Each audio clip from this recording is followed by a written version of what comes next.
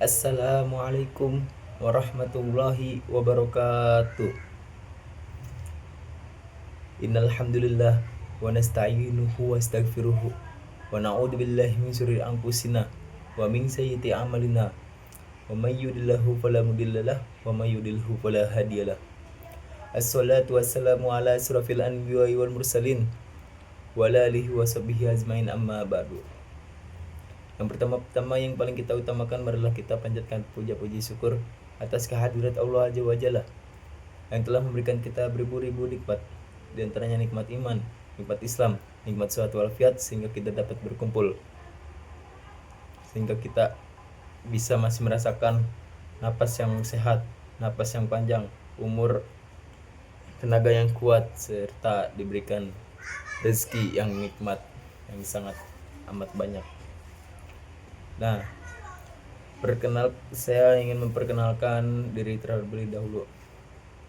Perkenalkan, nama saya Ahmad Fadri dari kelas 2F, Prodi Fakultas Ekonomi dan Bisnis, Prodi Manajemen, dari Universitas Bina Sarana Informatika yang berada di Kecamatan Cengkareng. Dan dari sini saya ingin menjelaskan tentang dampak genosida di Palestina. Genosida, konflik Israel di Palestina terhadap ekonomi dunia. Nah, pada konflik Israel dan Palestina itu, konflik Israel dan Palestina yang berawal dari imigrasi. Imigrasi itu orang yang memasuki suatu kawasan tersebut yang ingin merebut tanahnya Palestina, yaitu di Jalur Gaza, dengan difasilitasi oleh Inggris. Nah,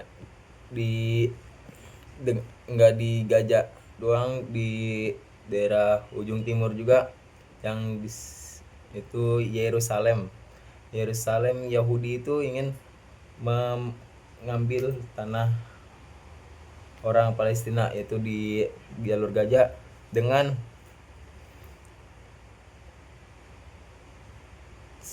terjadinya itu pada tahun lalu.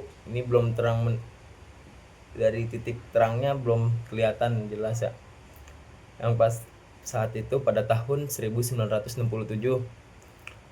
orang Yahudi Israel ini imigrasi ke Palestina, kayak ingin numpang hidup dulu, tapi orang Palestina sangat baik sehingga menerimanya dengan sesuka hati dan senang. Dengan disitunya tiba-tiba Israel tuh menyerang negara Palestina secara tiba-tiba, dan warga Palestina itu terasa cemas dengan dirinya, posisinya, dan tempat tinggalnya gitu ya kan, sehingga ingin merebutnya tanah di Jalur Gaza itu ya. Pada saat itu di kawasan Sinai hingga tepi barat juga tuh, di serta Yerusalem tuh, peperangan antara Israel dan Palestina tidak dapat dihindarkan lagi, dan rangkaian serangan itu bakal terjadi terus menerus hingga nanti. Kita juga belum tahu ya titik terang menerangnya peristiwa pengeboman juga tuh yang terjadi di Rumah Sakit Al-Mahadani Arab di kota Gaza, Palestina ya, pada tanggal 17 Oktober 2023, yang dimana itu korbannya itu diantaranya yaitu anak-anak, ibu hamil, wanita hamil, serta dokter-dokter pun itu menjadi korban. Dokter-dokter medisnya yang memberi perawatan, yang menangani pasien rumah sakit ya kan, sehingga itu dibom. Itu sudah termasuk melanggar hukum, ada namanya hukum dalam perperangan itu ada namanya hukum personel, hukum apa ya, dengan hukum kemanusiaan internasional itu ya, atau disebut sebagai hukum perang yang harus dipatuhi itu saat dilanda konflik Israel dan Palestina tuh. Serangan ini juga melanggar konvensi Jenewa II yang dimana itu Jenewa II tuh konflik melanggar hukum Jenewa II dan protokol tambahan terhadap personel medis, dimana untuk kan buat obat-obatnya, dokter medisnya yang bisa membantu korbannya, ini malah dibom, malah dijadiin korban, serta obat-obatnya pun tidak ada untuk menangani pasiennya. Nah, layanan dan rumah sakit tindakan Israel terhadap warga Palestina juga dilandai sebagai bentuk genosida, upaya penyerangan terhadap suatu kelompok atau ras. Genosida itu suatu kelompok lain yang menyerang kepada satu kelompok lain juga.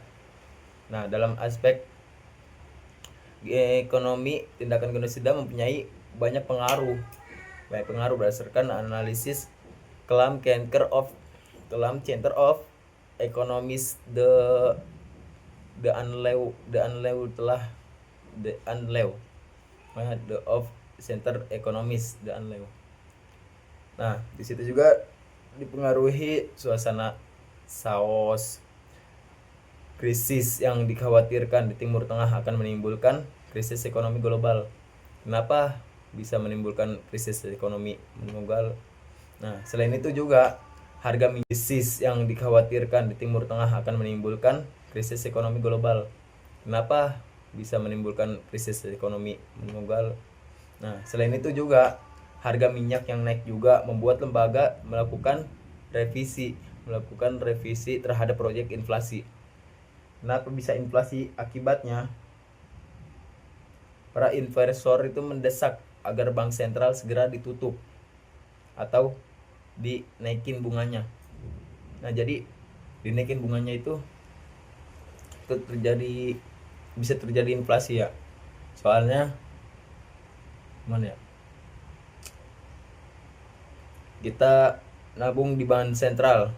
Nah, yang pas kita ngambil, bank bunganya nambah naik. Nah, itu terjadi inflasi juga. Soalnya kesini kebutuhan pokok seperti minyak, gula,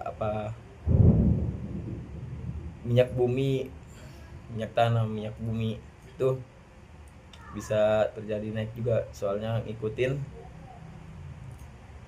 dari banknya, dari tujuan awal uang tersebut keluar.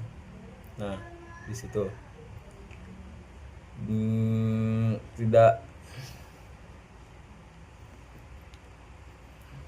dari situ juga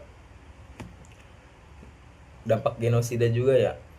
Setahu saya, ini menurut saya sendiri itu kenapa kok padahal peperangan ini ya Israel dengan Palestina kok bisa nyambungnya terhadap ekonomi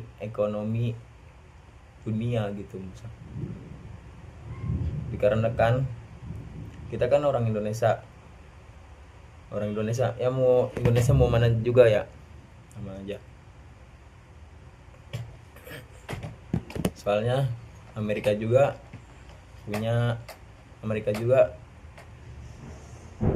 ada hubungannya sama Israel. Ada hubungan sama Israel tentang gitu, peperangan ini, oper-operan senjata gitu ya. Nah, jadi penghambatan pengiriman kepada konsumen, penghambatan impor kepada negara-negara lain. Jadi, nah di situ kenapa bisa ekonomi dunia. Nah, barang-barang dimahalin, bunga dinaikin, Nah, kita yang tidak tahu apa-apa, yang tidak mengikuti perang, yang tidak mengikuti apa-apa juga kena dampaknya, yaitu dari segi ekonomi.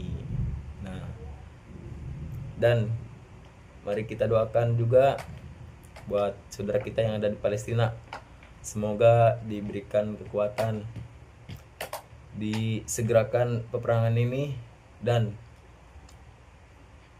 semoga yang mati, yang udah mati di dalam dalam peperangan itu menjadi mati yang syahid. Oke. Cukup sekian dari saya, Ahmad Fajri. Kurangnya dari saya, lebihnya dari Allah. Wabillahi taufik wal hidayah. Wassalamualaikum warahmatullahi wabarakatuh.